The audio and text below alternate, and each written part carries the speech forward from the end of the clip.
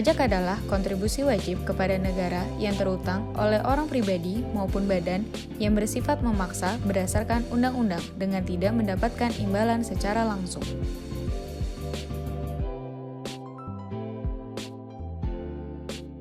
Falsafah adalah anggapan atau gagasan yang paling dasar yang dimiliki orang, masyarakat, atau bisa disebut juga sebagai pandangan hidup.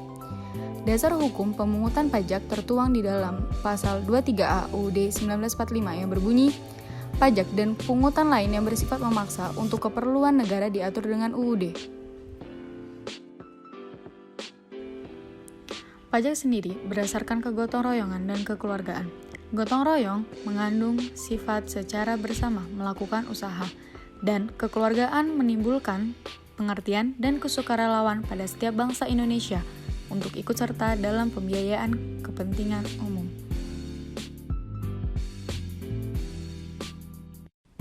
Fungsi-fungsi pajak. 1. Sebagai fungsi anggaran atau penerimaan. 2. Fungsi mengatur, yaitu untuk melaksanakan kebijakan sosial dan ekonomi.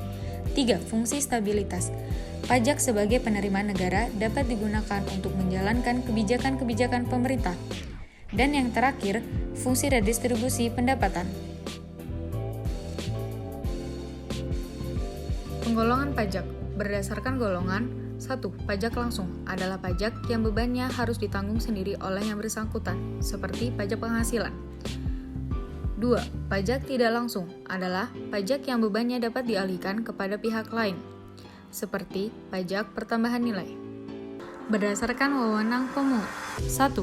Pajak pusat atau negara adalah pajak yang wewenang pemungutannya ada pada pemerintah pusat yang pelaksanaannya dilakukan oleh Departemen Keuangan melalui Direktorat Jenderal Pajak. 2. Pajak daerah adalah pajak yang wewenangnya pemungutannya ada pada pemerintah yang pelaksanaannya dilakukan oleh Dinas Pendapatan Daerah.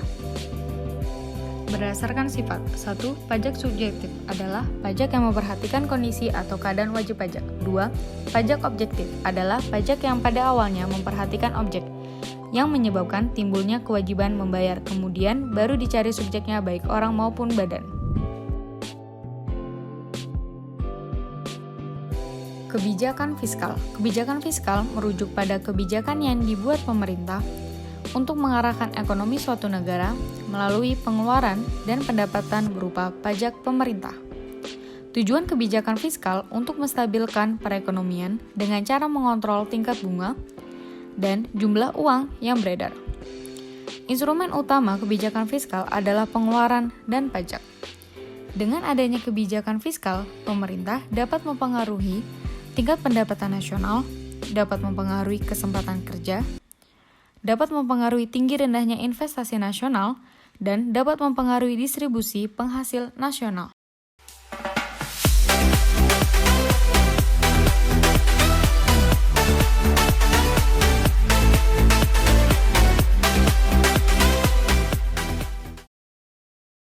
Terima kasih sudah nonton video kita.